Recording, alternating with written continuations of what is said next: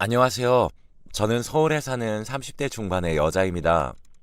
저는 오늘 전 남자친구와 파혼했던 이야기를 꺼내보려고 합니다. 예비 시어머니가 저를 마치 노비 다루듯이 부리셨거든요. 결국 도망치긴 했지만 제게는 아직도 끔찍한 기억으로 남아있어서 그 이야기를 한번 해보도록 할게요. 저와 남자친구는 회사 선후배로 만났습니다. 남자친구는 회사 팀장님이었는데 처음에는 차가운 인상에 완전히 나쁜 놈인 줄 알았어요. 하지만 알고 보니 사람을 대할 줄 몰라서 조금 무뚝뚝했던 거고 사실은 누구보다도 따뜻한 마음을 가진 사람이더군요. 그때부터 마음을 키워온 저는 팀장님께 고백을 했고 다행히도 팀장님 또한 제 마음을 받아주셔서 교제하게 되었습니다. 그렇게 저희는 1년간 행복하게 사귀었어요. 팀장님은 마흔을 바라보고 저 역시 30대 중반을 바라보기에 저희는 자연스럽게 결혼을 생각하게 되었죠. 저희 부모님은 회사 근처에 살기에 종종 인사를 드릴 수 있었지만 남자친구의 어머님은 논산에 사셔서 한 번도 찾아뵐 기회가 없었어요. 가끔 전화 통화를 하긴 했지만 통화만으로 예비 시어머니가 어떤 분인지 깨닫는 건 쉬운 일이 아니었죠. 그래도 다행스러운 건 예비 시어머니께서 저를 좋게 생각해 주신다는 점이었습니다. 남자친구는 예비 시어머니가 저를 많이 보고 싶어 한다고 하더라고요. 기분이 좋아하던 저는 조만간 날짜를 잡고 찾아뵙자고 말했고 2달이 지나고 토, 일에 공휴일인 월요일 이렇게 3일을 쉴 수 있는 날이 있었는데 저희는 그 쉬는 날을 이용해 시어머니 집에 다녀오기로 했어요. 그렇게 논산에 가기로 한 날짜가 다가왔고 2박 3일 동안 지내기로 한 저희는 짐을 챙겨 논산으로 떠났습니다. 남자친구의 차를 타고 고속도로를 달리는데 하늘도 푸르고 공기도 맑은데 기분이 참 좋더군요. 논산에 도착한 저희는 번화가에 들러 장을 먼저 봤어요. 예비 시댁이 있는 곳은 논산에서도 외진 곳에 있는지라 대형마트가 없거든요. 그래서 저희 커플은 이것저것 먹을 것과 예비 시어머니께 드릴 음식을 챙겼답니다. 그런데 남자친구가 맥주와 막걸리를 박스째로 담기 시작하더군요. 시아버님께서 돌아가신지라 식구라고는 예비 시어머니뿐인데 왜 그렇게 많은 술을 챙기냐고 물었습니다. 저희 커플은 술을 그렇게 즐기지 않거든요. 아, 엄마가 사오라고 했어. 나 오랜만에 간다고 동네 어르신들 다 모인다고 하셨거든. 남자친구는 동네 어르신들이 작은 잔치를 여신다고 하더라고요. 별 말은 하지 않았지만 어쩐지 좀 불편했습니다. 예비 며느리인 제가 인사를 가는데 동네 어르신들을 초대하는 게 좀 그랬거든요. 심지어 남자친구는 마트 여성복 코너에 들러서 몇 가지 옷을 골라주었습니다. 입고 온 옷이 있는데 옷은 왜 사느냐고 물으니까 어르신들한테 잘 보이려면 그분들이 좋아하는 옷을 입어야 한다고 하더군요. 그러더니 요즘 사람들은 입지도 않을 촌스러운 옷들을 저한테 대보더군요. 예쁜 옷을 준비했는데 그걸 못 입게 하니까 신경질이 좀 났어요. 하지만 결혼하겠다고 말씀드리러 가는 자리인데 남자친구와 다투고 싶지는 않아 그냥 참았죠. 트렁크는 물론이고 뒷좌석까지 술을 가득 채운 저희는 예비 시댁이 있는 곳으로 향했습니다. 예비 시댁은 시골 속의 시골이라는 말이 딱 들어맞을 정도로 외진 곳에 있더군요. 그래도 사람의 손이 닿지 않는 그림 같은 풍경들을 보며 저는 두근거림을 느꼈습니다. 이렇게 아름다운 곳에서는 산책만 해도 즐거울 것 같았고 이런 곳에 시집을 오면 낭만이 있고 행복할 것만 같았거든요. 그렇게 설레는 마음을 담고 한참을 달린 저희는 파란 대문이 있는 곳으로 들어갔어요. 그곳 마당에 한 분이 계셨는데 딱 봐도 예비 시어머니라는 걸 깨달을 수 있었어요. 안녕하세요, 어머니. 병민 오빠 여자친구 이주환이라고 합니다. 그래, 그래. 아유, 네가 우리 병민이 각시될 사람이구나. 정말 반갑다. 오느라고 고생 많았지? 예비 시어머니는 저를 아주 반갑게 맞이해 주셨어요. 심지어 끌어안아 등까지 토닥토닥 두드려 주시면서 말이죠. 예비 시어머니 품은 참 안락하더군요. 마치 다정한 외할머니 품에 안겨 있는 것 같았습니다. 사실 시골에서 뙤약볕을 맞으며 일하셔서 그런지 동년배인 저희 엄마보다 훨씬 나이 들어 보이기도 했어요. 예비 시어머니의 안내를 받아 저는 집 구경을 했습니다. 최근에 집을 리모델링 했다고 들었는데 정말 깔끔하긴 하더군요. 물론 시골 특유의 감성이 남아있긴 하지만 이 정도면 제가 2박 3일간 지내도 불편함이 없을 것 같았어요. 마당에는 평상이 있었는데 저기에서 따끈한 수육을 먹거나 벌렁 드러누워서 한숨 자면 정말 행복할 것 같았거든요. 주하나, 우리 집 어때? 서울에서 복잡하게 살 때랑 비교되지? 내가 좋을 거라고 말했잖아.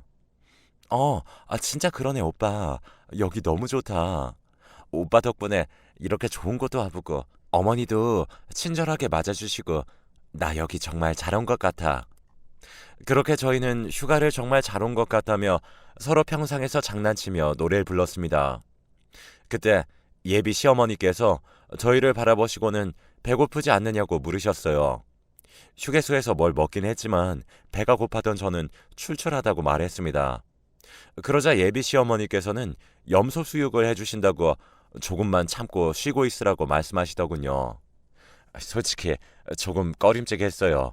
생각만 해도 비위가 상하기도 했고요. 염소 고기를 먹어본 적도 없지만 예비 시어머니께서 해주신다는 염소 수육은 직접 키우는 염소를 잡아다가 해주신다는 거였거든요. 하지만 그렇다고 싫다고 말할 수도 없었던 저는 초면부터 입장 난처한 티를 내면 예의가 아닌 것 같아서 평소에도 자주 먹는다며 감사히 잘 먹겠다고 마음에도 없는 소리를 하고 말았죠. 물론 어머님께 잘 보이고 싶은 마음이 그때까진 컸으니까요. 그렇게 저는 겉으로는 웃으며 좋아하는 척했지만 속으로는 제발 어머니 그냥 염소고기만은 제발 차라리 김치에 밥만 먹을게요. 이런 말을 하고 싶은 마음이 굴뚝 같았지만 결국은 아무 말도 못한 채 저는 염소가 있는 어머님의 뒤를 따라갈 수밖에 없었어요. 그곳에 자그마한 염소 농장이 있더군요. 저런 걸 먹는 건가 하고 생각하고 있는데 갑자기 예비 시어머니께서 울타리 안으로 들어가시더니 염소 한 마리의 뿔을 붙잡으시더군요. 자신의 미래를 아는 건지 염소는 발버둥을 치며 예비 시어머니 소나기에서 벗어나려고 했어요. 그 모습을 보니 비위가 더 확 상해서 온몸에 털이 빠드득 선 것 같았어요. 그래서 저는 도저히 안 될 것 같아 어머님께 말씀드렸죠. 어머니, 죄송하지만 염소 잡지 말고 저희가 사온 음식으로 먹으면 안 될까요? 어머님 드시라고 한우도 사왔는데 염소 지금 잡고 손질하려면 시간도 오래 걸릴 것 같은데. 염소가 괴성을 지르며 발악하는 걸 보고 싶지 않았던 저는 예비 시어머니에게 좋게 말씀드렸어요. 하지만 예비 시어머니는 어차피 이따 오실 동네 어르신분들 대접하려면 잡아야 한다. 그러니까 걱정하지 말어. 그리고 너도 염소고기 좋아한다며. 이렇게 멀리서 왔는데 내가 우리 며느리 될 사람한테 이런 것도 못 해주겠니? 라고 하시는 겁니다. 괜히 어머니께 마음에도 없는 소리를 해가지고는 반강제로 정말 염소고기를 먹어야 되는 처지가 된 거죠. 이래서 사람은 거짓말을 하면 벌을 받는가 봅니다. 어머니는 발을 질질 끄는 염소의 뿔을 붙잡고 울타리 바깥으로 끌고 나오시더라고요. 저는 남자친구에게 꼭 저래야 하는 거냐고 눈빛을 보냈습니다. 하지만 남자친구는 네가 곱게 자라서 모르는 모양인데 시골에선 흔한 일이야. 잔인할 것도 전혀 없어. 라고 하더군요. 심지어 예비 시어머니를 도와 염소를 끌고 갔고요. 차마 도축하는 장면을 눈뜨고 보지 못할 것 같은 저는 잠시 그 자리를 피해 있었어요. 아마 둘이 힘을 합쳐 염소를 도축했겠죠. 그 잔인한 장면을 생각하니 그때부터 이곳으로 휴가를 온 게 점점 후회가 되기 시작했답니다. 예비 시어머니와 남자친구는 가죽을 벗겨낸 염소를 펄펄 끓는 솥단지에 집어넣었어요. 조금 전까지 살아 움직이던 염소가 솥단지 안에서 잊고 있다고 생각하니 영 꺼림칙하더라고요. 하지만 문제는 그 다음부터였습니다. 예비 시어머니는 1시간 뒤면 동네 어르신들이 오신다면서 분주하게 잔치 준비를 시작하시더라고요. 남편은 커다란 상 여러 개를 폈고 예비 시어머니는 음식을 분주히 준비하셨죠. 멀뚱히 서 있던 저에게 이런저런 심부름을 시켜대기 시작한 건 그때부터였어요. 아유, 주하나, 혼자 뭘 그리 멀뚱멀뚱 서 있어. 가서 동네 어르신들 맞이하게 상 좀 깨끗이 하나씩 다 닦아주라. 그리고 너 전 부칠 줄 알지? 지금 당장 부엌에 가서 부추랑 김치 가지고 전 좀 지져라. 어르신들 건강 생각해야 하니 절대 타지 않도록 잘 부쳐야 된다. 저는 땀을 삐질삐질 흘리면서 전을 부치고 있다가 남친 어머니가 부르시면 금방 달려가서 심부름을 하고 또다시 불 앞으로 달려가곤 했습니다. 주하나, 내가 타지 않게 조심해서 전 부치라고 했잖니. 이렇게 음식을 못해서야 어떻게 시집을 오려고 그래? 너네 어머님은 30이 넘도록 이런 것도 안 시켰다니? 아주 시집만 보내려고 작정을 하셨구나, 너네 어머님은. 와, 정말 미쳐버리는 줄 알았습니다. 제가 이곳에 온 이유는 단지 어머니께 결혼 전에 인사를 드리러 온 제밖에 없는데 내가 무슨 이 집 종도 아니고 이것저것 시킬 수가 있나요? 순전히 지금 이 동네 어르신들이 모인 이유는 남친 어머니가 동네에다 소문을 내셔서 며느리가 왔다며 동네 사람들한테 인사시키겠다고 마련한 자리인 건 알지만 사람이 정도라는 게 있는데 시간이 갈수록 그 정도라는 게 지나치니까 당장이라도 여기서 뛰쳐나가고만 싶었어요. 평생 잘 해보지도 않은 설거지에 쪼그려 앉아서 전을 부치고 있으니 날씨는 덥지, 불은 뜨겁지, 제 마음도 활활 불타버리는 것만 같았습니다.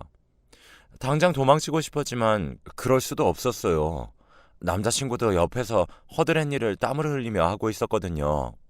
그래서 저는 그래, 오늘 밤은 내가 와서 이런 자리 만들어주신 건데 오늘 밤만 딱 해드리자.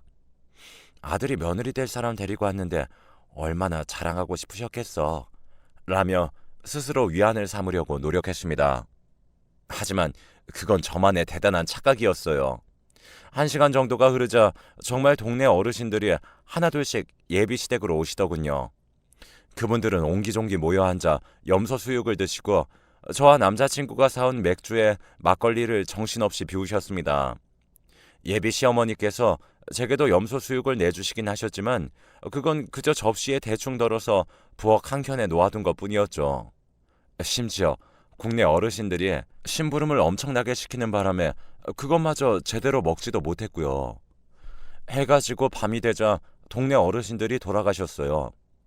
그분들의 틈바구니에 껴서 막걸리를 잔뜩 들이키시던 예비 시어머니는 산더미 같은 설거지를 두고서 술에 취한 채 그냥 마당 평상에서 주무시더라고요.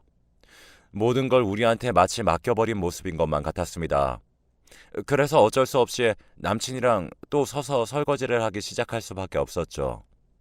이게 웬 고생인지 모르겠더라고요. 남친과 함께 설거지와 뒷정리까지 끝내고 나니 자정을 훌쩍 넘겼더라고요. 자정을 넘겨서야 뒷정리를 끝낸 저희는 피곤한 나머지 눕자마자 바로 골아떨어지고 말았습니다.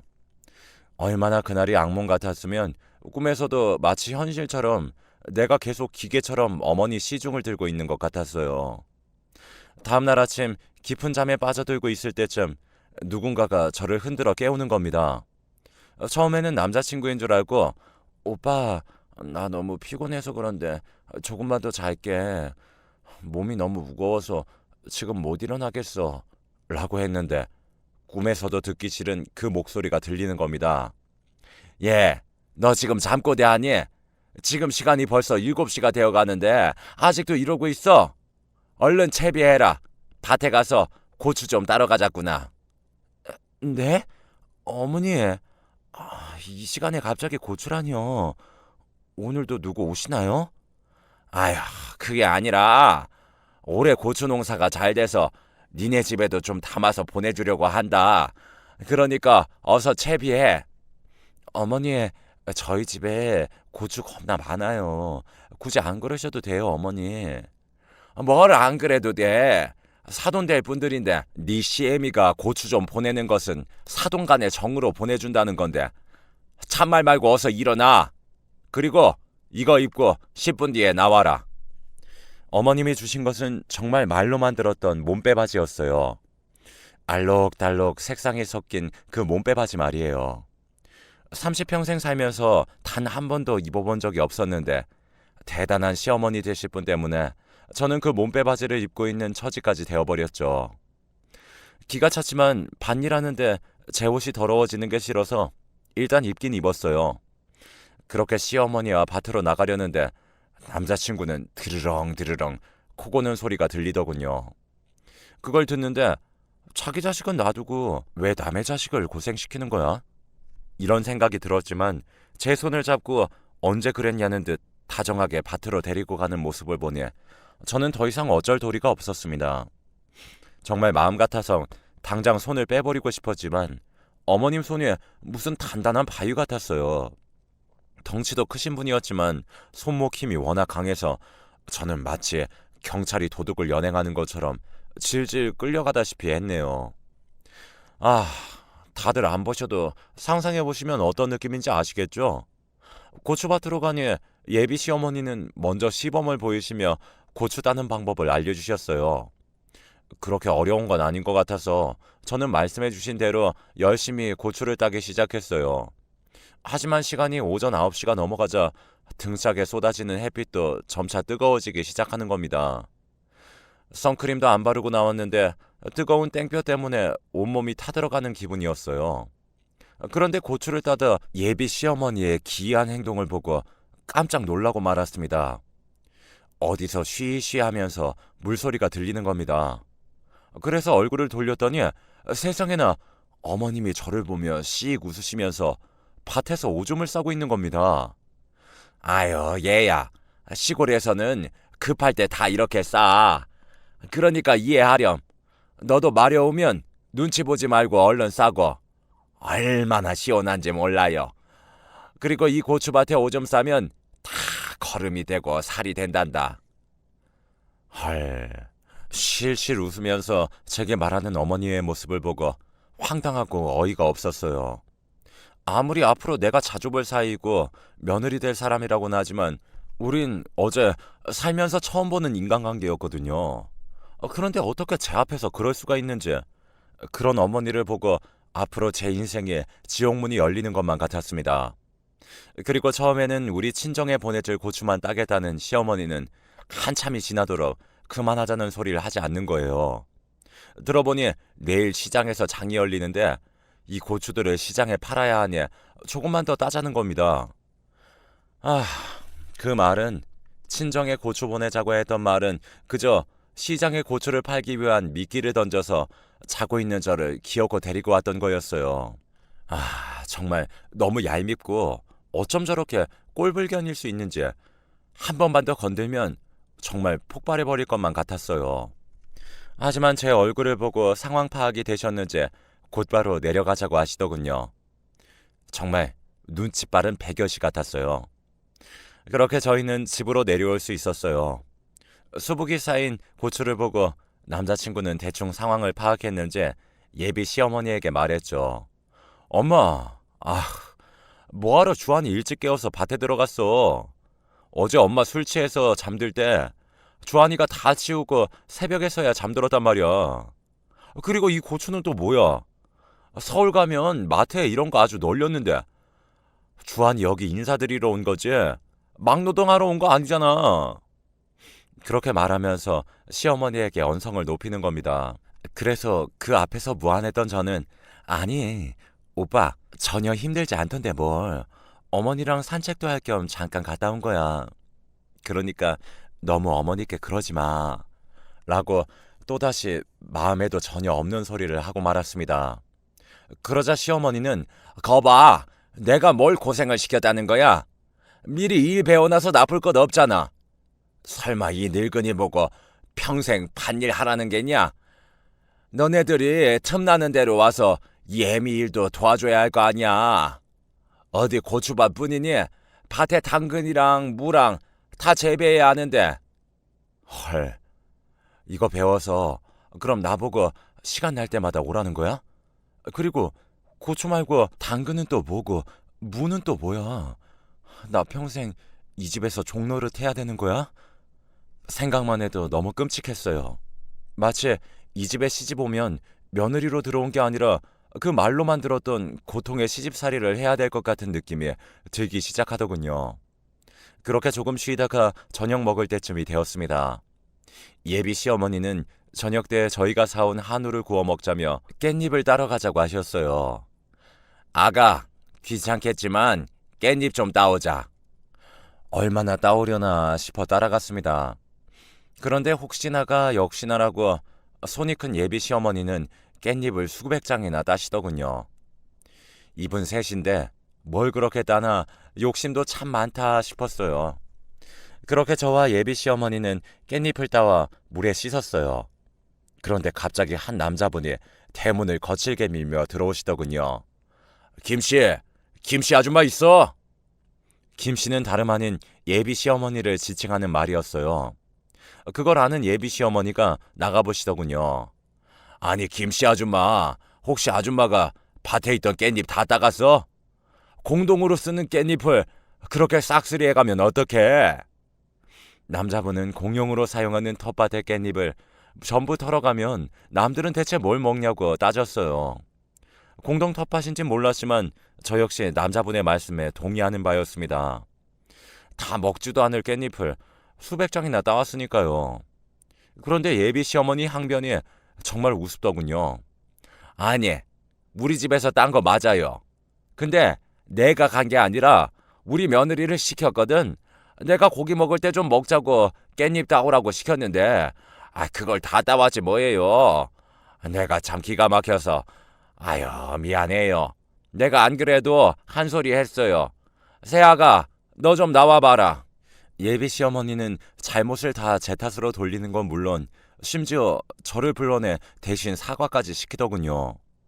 어처구니가 없었지만 사실을 밝혔다간 더 난리가 날 것 같아 저는 제가 저지르지도 않은 죄에 대해 사과를 드렸습니다. 아니, 그 젊은 아가씨가 뭘 그리 욕심이 많아요. 공룡이고 아니고 간에 먹을 만큼만 따가야지. 서울에 살아서 그런가 절약을 몰라 절약을. 남자분은 제게 호통을 치셨습니다. 저는 바보처럼 굽신거렸고요. 그렇게 남자분은 한참이나 잔소리를 하시다가 돌아가셨어요. 상황이 끝난 후 예비 시어머니를 쳐다봤지만 예비 시어머니는 모른 척하며 다시 저녁 준비를 하시더군요. 진짜 마음 같아선 밥상이고 뭐고 다 엎은 다음에 집으로 당장 돌아가고 싶었어요. 그렇게 다음 날이 되었습니다. 이곳에 온 동안 노동만 했던 저는 이틀 동안 본의 아니게 어머니 일을 도와주느라 온몸이 성하지 않은 데가 없었어요. 얼굴은 촌년처럼 벌겋게 탔지. 팔에는 어디서 찍혔는지 멍이 다 들었지. 팔은 퉁퉁 부어서 물집이 생기려고 하지. 아주 죽을 것만 같았어요. 그래서 마지막 날인데 오늘만은 일을 안 시키겠지 했는데 저 멀리서 점점 검은 그림자가 퍽퍽 걸어오는 소리가 들렸습니다. 그리고 문을 열더니 주하나 어서 채비하거라. 오늘은 나랑 시장에 고추 팔러 가자. 정말 이번에는 무려 새벽 6시였어요. 오늘 장날이라는 거 어제 말했지? 어서 서둘러. 좋은 자리 차지하려면 지금 바로 나가야 돼. 정말 저승사자보다 더 듣기 싫은 소름 끼치는 목소리였어요. 도저히 이러고는 제가 제명에 살지 못할 것만 같았죠. 다시 한번 몸빼바지를 건네준 어머니에게 대놓고는 말을 하지 못할 것 같고 저는 머리를 굴리기 시작했습니다. 어떻게든 이곳에서 빠져나가야만 했으니까요. 그래서 저는 어머니께 일단 알겠다고 말하고는 오늘은 샤워 좀 해야 할 것 같다고 말하며 빨리 씻고 나온다고 말을 한 뒤에 바로 화장실로 향했습니다.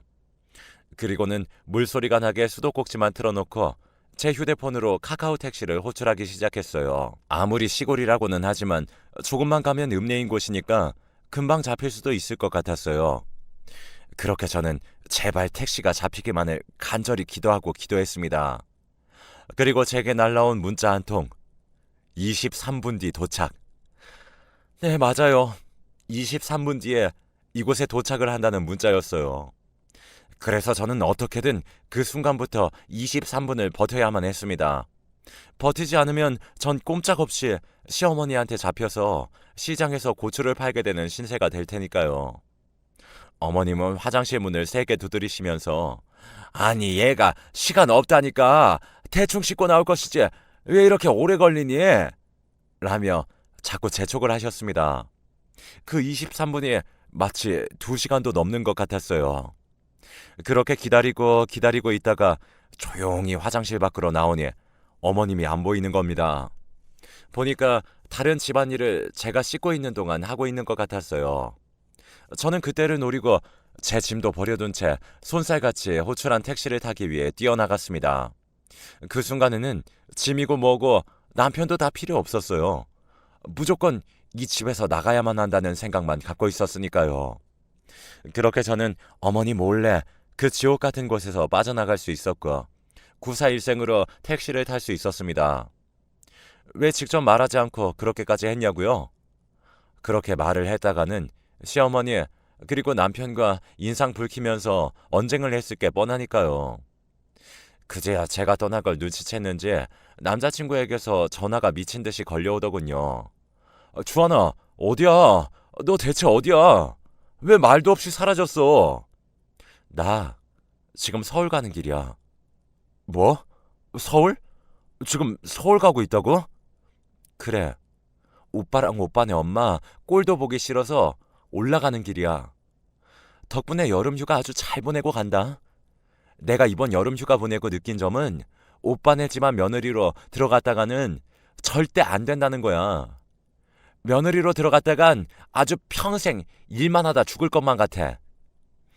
저는 며칠간의 노동으로 인해 느꼈던 서름을 다 토해냈어요. 그러자 남자친구는 아무리 그래도 예의도 없이 그렇게 가는 게 어딨어. 인사라도 하고 가든지. 너는 가정교육을 그렇게 배웠니? 라고 말을 하는 겁니다. 분명 자기도 자기네 집 가서 내가 생고생하는 거 눈으로 봤을 텐데 우리 집 가정교육 운운하며 본인 어머니 편을 드니까 역시 그 어머니의 그 나물이라는 생각이 들었어요. 그래서 저는 나 오빠랑 결혼 안 해. 아니, 못하겠어. 이렇게 남의 집 귀한 딸 처음부터 시집살이 시키려고 하는데 나중에 결혼하면 어떻겠어? 그러니까 나 말고 당신 내서 계속 종노릇 할 수 있는 그런 여자 알아봐. 하고 전화를 끊었습니다. 그렇게 전화를 끊으니 시어머니가 다시 남편의 폰으로 전화가 오더군요.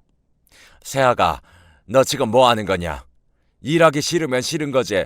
이런 식으로 도망치는 법이 어딨어? 친정엄마가 어른한테 이따위로 굴라고 했니? 네가 이러고도 우리 병민이랑 결혼할 수 있을 것 같아? 예비 시어머니는 화가 잔뜩 많이 나신 듯 언성을 높이며 제 잘못을 꾸짖으시더군요. 하지만 저 역시 물러서지 않았어요. 이미 그 집안에 대한 정은 떨어질 대로 떨어진 상황이었거든요. 어머니, 아니지? 결혼 엎었으니까 이제 어머님도 아니지? 아줌마, 내가 진짜 어이가 없어서 할 말은 해야겠어요. 아니, 제가 그쪽 며느리예요? 그냥 인사차 온 것뿐인데 그렇게 부려먹는 법이 어딨어요? 그리고 우리 엄마가 이렇게 하라고 가르쳤냐고요? 네, 그래요. 기본도 모르는 무개념 인간한테는 이렇게 해주라고 배웠어요. 됐어요? 그러니까 더 이상 연락하지 마시고 그쪽 일해줄 며느리 구할 생각이나 하세요. 그리고 남자친구한테 결혼 안 한다고 통보했습니다. 다시는 전화하지 마요. 알겠어요? 정말 구역질 나니까. 야! 너 지금 뭐라고 했니? 너! 이렇게 자꾸 말하려는 소리를 듣고는 전화를 제가 일방적으로 끊어버렸습니다. 전화를 끊고도 벨이 계속해서 울렸지만 저는 절대로 받지 않았어요. 어차피 끝난 사이이기에 더 이상 기운 빼고 싶지도 않았거든요. 답 없는 인간들하고 입씨름하는 것조차 신물이 났고요. 며칠 후 회사에서 만난 남자친구는 자기가 잘못했다고 빌더군요. 심지어 제가 원하기만 하면 예비 시어머니가 사과하게 만들게 할 의향도 있다고 하더군요. 하지만 저는 그 집안에 학을 뗀지라 싫다고 말하고 돌아섰습니다. 그 이후로도 남자친구는 계속해서 매달렸지만 저는 그 사람을 용서하지 않고 다른 사람을 만났어요. 구청에서 일하는 공무원을 소개로 만났거든요. 이 사람은 양친이 공무원으로 일하시다가 은퇴하신 분들이셨죠. 꼬박꼬박 나오는 연금으로 사시는 분들이라 농사 같은 걸 지을 이유도 없는 분들이었고요. 그 사실을 알게 된 전 남자친구는 괴로워하며 퇴근 후 매일 술을 마시러 가더니 얼마 후에 퇴사를 하더군요. 회사 동료를 통해 들으니까 다른 사람과 만나는 제 모습을 보는 게 너무 힘들었다는 게 퇴사 이유였어요. 조금 안쓰럽다는 느낌이 들었지만 그 감정도 오래가지 않더군요. 퇴사한 전 남자친구를 저는 금세 잊었고요. 지금 저는 새로 사귄 남자친구와 양가의 결혼 허락을 받으러 다니고 있어요. 예비 시부모님이 저를 굉장히 예뻐하시는 덕분에 결혼은 문제없이 진행될 것 같네요. 저도 이제 과거의 나쁜 기억은 다 잊고 곁에 있는 사람과 미래를 꾸려가겠습니다. 지금까지 긴 사연 들어주셔서 감사합니다. 행복하세요.